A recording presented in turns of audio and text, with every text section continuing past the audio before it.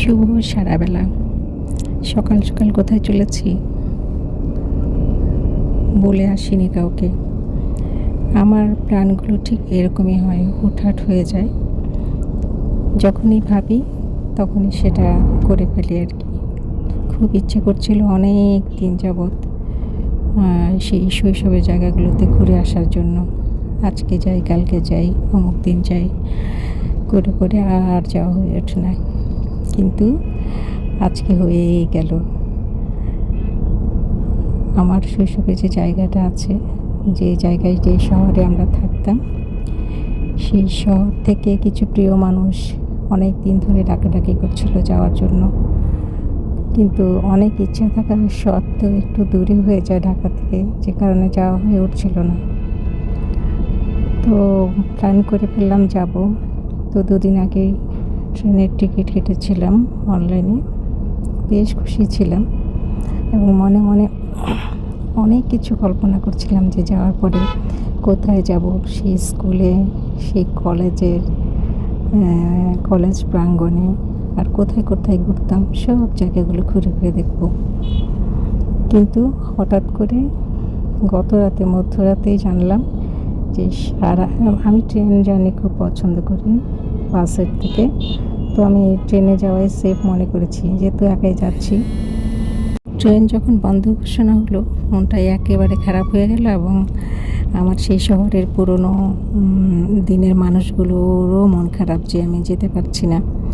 পরবর্তীতে কী করলাম, ওরাই ব্যবস্থা করে দিল যে কোনো উপায়ে আসতেই হবে, মানে তারা অপেক্ষা ওখানে আমার জন্য, এবং একটা সুন্দর একটা প্রোগ্রাম আছে, সেখানে আমি অ্যাটেন্ড করব।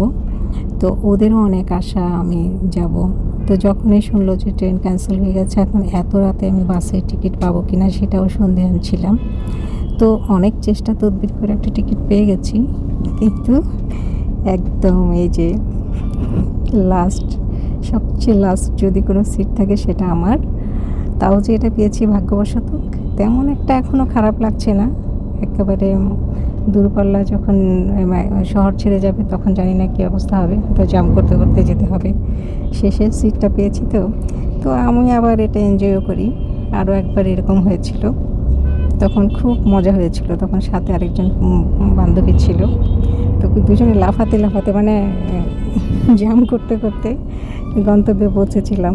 শেষ সিটে বসলে যেটা হয় আর কি। একটু পরে শুরু হবে, এখন পর্যন্ত ঠিকঠাক চলছি। তো অপেক্ষায় আছি কখন শুরু হবে জাম্পিং। তারপরে এই তো বসে বসে এখন কী করবো ভাবছি আর কি।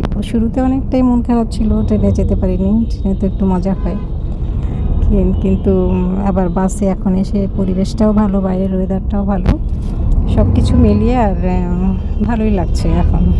বাসে ভিতরে অনেক আরাম পাচ্ছি। তো এখন আমি বাসে বসে বসে ব্লগ করছি, কারণ আমাকে তো পোস্ট করতেই হবে। তো যে কারণে আর এমনিতে কোনো ভিডিও রেডি করা নাই। তো চিন্তা করেছি যে এখানে বসে বসে এই ভিডিওটা শেষ করে ফেলি, আর শেষ হয়ে ওখানে যাওয়ার পর না হয় আবার সুন্দর করে একটা ব্লগ করব, তখন সেটা অনেকটা ভালো হবে আশা করি। তো সবাই আমার জন্য দোয়া করবেন। শেষ পর্যন্ত এটা জানি না, আমি বলে দিই কত ঘন্টার। এটা প্রায়, এখন যদি যাই আমি, এখন বাজে কটা বাজে এখন 9টা। আমি পৌঁছাবো বিকেল হয়ে যাবে। তার মানে বুঝতেই পারছেন কত ঘন্টার জার্নি।